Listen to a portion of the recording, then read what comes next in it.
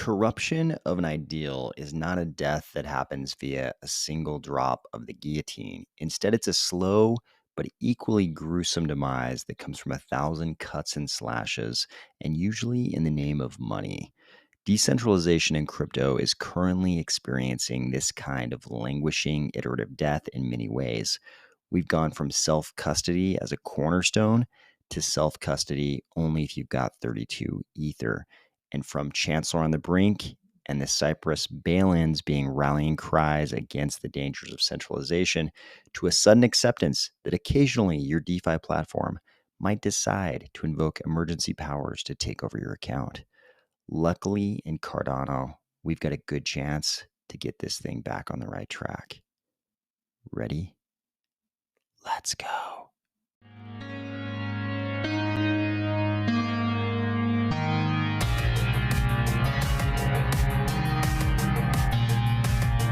Today, we are going to discuss a Solana protocol voting to take over a user's account, Charles speaking before Congress, an improvement in a Cardano Metaverse tool, Ardana clarifying the status of its treasury, and land staking in a Cardano Metaverse project. If you do occasionally worry about the survivability of decentralization in crypto, or if you're liking these videos each weekday, please consider delegating to the Army of Spies stake pool, ticker AOS. Okay, I've got to admit, what we're about to cover represents kind of a scary and unpleasant trend in crypto. This is Solend. They build themselves as an algorithmic decentralized protocol for lending and borrowing on Solana. And notably, they say they have over 1 billion in deposits. So not a tiny protocol. People have deposited $1 billion in assets in this protocol. Of course, that's all fine and dandy for Solend, but they recently ran into a problem. They say, as you may know, the largest user on Solend has an extremely large margin position that is putting Solend protocol and its users at risk. Apparently, this user has deposited 5.7 million Sol, which is equal to 170 million USD, and 108 million in USDC and USDT. Stablecoins has been borrowed against that $170 million deposit. This accounts for 95% of Sol deposits in Solend and 88% of borrowed USDC assets, at least in the main pool of Solend. I'm not sure if this is just the main pool of Solend or the entire protocol, but very large nevertheless. Currently, Solana is at a price of about $34 and change, and this position has a liquidation price of $22.30. So if Solana drops another like $12, then this position would get liquidated. The problem is, they say, letting a liquidation this size happen on chain is extremely risky. DEX liquidity isn't deep enough to handle a sale of this size and could cause cascading effects. Additionally, liquidators will be incentivized to spam the network in an effort to win lucrative positions. This has been known to cause load issues for Solana in the past. Of course, Solana is infamous for its downtime, which would exacerbate the problems at hand. So what they're worried about is this collateral being liquidated, having to sell this gigantic amount of Sol in order to satisfy the debt position of this user if they reach that 22.30 price. So what does Solend do? Solend goes to the holders of their governance tokens, I'm assuming here, and they decide to propose a vote. And the vote is to do one of two things. One thing is do nothing about this. Just let this go. If this user gets liquidated on chain, just let things happen. The other proposal, and they do say, to their credit, they say there is no perfect solution, but they say the action we believe would result in the best outcome is as follows. Enact special margin requirements for large wells. Okay. And second, grant emergency power to Solend Labs to temporarily take over the Wells account so liquidation can be executed OTC and avoid pushing Solana to its limits. This would be done via a smart contract upgrade emergency powers will be revoked once the whale's account reaches a safe level. Doesn't this sound like exactly the kind of centralization risk that crypto was supposed to rescue us from? You'll remember in the Genesis block of the Bitcoin blockchain, Satoshi included the text Chancellor on the brink of second bailout for banks. He or she was really upset because the central banks were all debasing the fiat currencies and the people were suffering because whatever amount of the fiat currency they had was going to be worth much less. And the beneficiary of all that were the beneficiaries were going to be those banks. Satoshi started Bitcoin, created Bitcoin to avoid these kinds of things. Then in 2013, when Bitcoin had already been around for 4 years, we saw the Cyprus Bailin, where Cyprus had two large banks that had become insolvent. And to remedy the insolvency of these banks would have required an amount that would have been equal to half the GDP of Cyprus, something on that order. So instead, what they did is a bail-in where all of the depositors to the bank just took a haircut. They just kind of confiscated a certain percentage of depositors' funds. These are the kind of things that crypto was supposed to rescue us from. What we see here doesn't sound that different. We have a user, albeit a whale. People don't have a lot of sympathy for whales in general, but still a user of a crypto platform. They've deposited some funds. They've used the platform to borrow against those funds. And now the platform is holding a vote of the other users to decide if they should upgrade the smart contract to take over that user's account.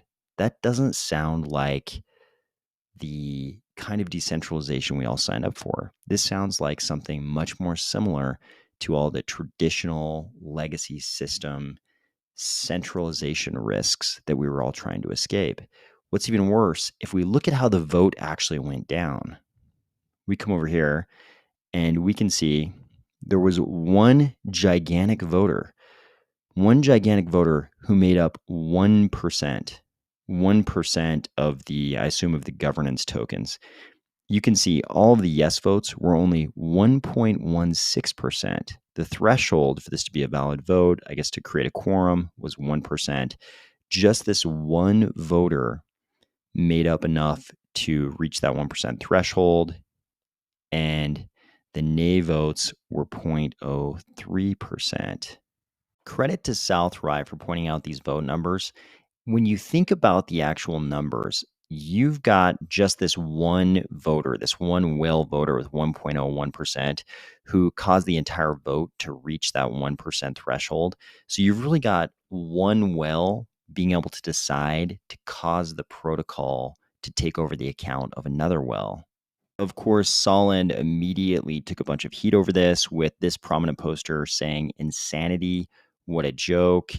This poster down here pointing out that one vote worth 700,000 had decided the fate of 270 million in user assets. He added, "Welcome to governance."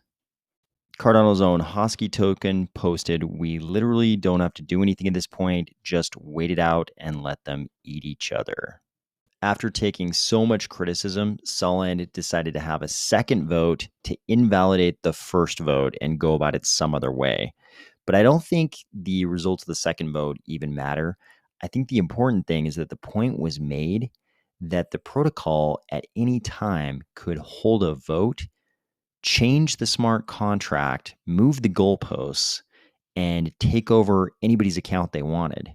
I don't think this is the kind of decentralization any of us signed up for. I think this is just a change in financial overlords. Instead of being beholden to a bunch of bankers who call themselves bankers, now you're beholden to a bunch of bankers who call themselves a DAO. In Cardano, we can do better, but it's still a permissionless protocol. Anybody can deploy pretty much anything they want on Cardano. So it's going to be up to us as a community to reject these projects that flagrantly violate decentralization. But one sign that we can do better is news items like this. Charles says, I just received a formal invitation to speak before the U.S. House of Representatives Committee on Agriculture about blockchain and cryptocurrencies. It'll be on June 23rd at 10:30 a.m. Eastern. Why the Committee on Agriculture, you might ask? The House Agriculture Committee website tells us exactly why. It's because commodities fall under agriculture and they get to have subcommittees like this one: commodity exchanges, energy, and credit. And this subcommittee gets to have hearings like this one, the future of digital asset regulation, on June 23rd, which I'm sure is the one that Charles is going to be speaking at.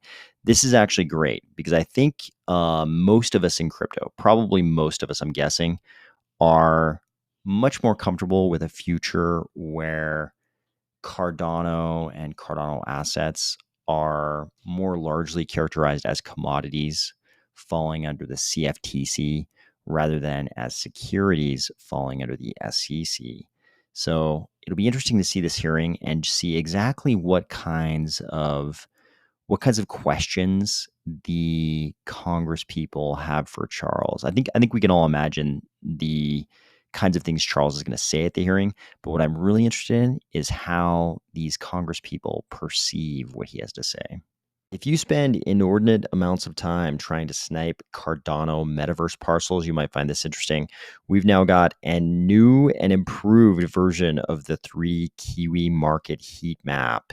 So the way this works, if you've never seen it before, used it before, it shows you all of the parcels that are currently on the market, and they are color coded. In this version, the lightest ones are the most expensive, the darkest ones are less expensive. And it's great because you can just throw your ADA handle or your normal wallet address in right here, and it'll show you exactly where your current parcels are. Any parcels in that wallet will show up in the map in blue, I believe. And then you could see all of the parcels in the vicinity of yours that might be for sale. There is also a field over here for sold parcels. So it'll show you how much parcels have sold for recently in the vicinity of parcels you already own, or if you're just interested in some area on one of the maps, you can see how much parcels historically have sold for. This is great for trying to price out your current parcels, figure out how much your current parcels are already worth. And the cool thing is 3D Kiwi now has a bunch of different projects all available via this tool. He's got Pavia, Clay Nation Pitches, Makosi Land, Carta Station, Ada Realm, and Lazy Island. I've got parcels in Ada Realm, Carta Station, and Pavia. So this is going to be a very useful tool for me. I really appreciate 3D Kiwi's efforts here. I believe he's still probably only supported by donations. So he's not looks like he's not getting paid by anybody else other than donations people send to him here. But I personally appreciate your efforts very much, 3D Kiwi, and I'll be using this quite a bit. You'll remember last week we talked about the Three Arrows Capital fiasco, the 3AC fiasco, and we showed this list of projects they had funded, and I mentioned that there were projects on this list that we all know. We did reserve discussion of one thing until now, and that's that Cardano's own Ardana is on this list. And the reason we reserved discussion until now is that I wanted to see Ardana's response to this. I had a feeling that Ardana would address this pretty quickly, and they have. And so I think now is the right time to discuss this. The reason why people would be concerned about projects being on this list is not so much that they'd received money from 3AC in the past. I think it's more about whether or not in the future they might have been counting on getting additional funds from 3AC. Maybe 3AC was obligated to get them additional installments of funds in the future. And now that 3AC is in trouble, maybe that won't happen. Of course, we don't know about the answer to that question for any of those projects on that list, but we do have this from Ardana. They say, in light of the recent speculation, we'd like to clarify that Ardana Treasury has not been managed by any external parties, including Three Arrows Capital. That's a relief, because this would be even worse. If Three Arrows Capital had control of the Ardana Treasury, the beleaguered 3AC had control of the Ardana Treasury, that would be cause for concern. This would be an even worse scenario than the thing I was just talking about. But it's great to know that's not the case either. They say we take a conservative approach to our treasury management and the majority is kept in USDC. Okay, sounds great. So you won't be subject to the price volatility of a lot of other base layer cryptocurrencies. And down here, they say a Twitter space has been planned to talk about it in depth. We'll be sharing more details on the time and date ASAP. It seems like Ardana usually does their Twitter spaces on Tuesdays, I believe. So maybe we can look forward to seeing that this Tuesday. Of course, there were messages like there were posts like this, replies like this. Would have been a better statement if you were able to say we have absolutely zero exposure to 3AC, but both currently and at any point in the past. Call me skeptical. I think that it'd be pretty tough. I think for any company to say we have absolutely zero exposure to anything because this is crypto, of course, and a lot of things are interconnected. But hopefully on the call, there's a little bit more. I think there's definitely going to be more detail. So hopefully we'll find out more detail about anything that might be concerning about the Ardana 3AC relationship. And I think that could only be something like, 3AC had some continuing obligation to Ardana that they're not going to meet, something like that. I'm much less much less worried about anything else than that. But it seems like from this post, it seems like we're going to find out in this next call, hopefully Tuesday. Down below here, a poster is concerned that 3AC may change their plan on how they will use/sell Dana tokens.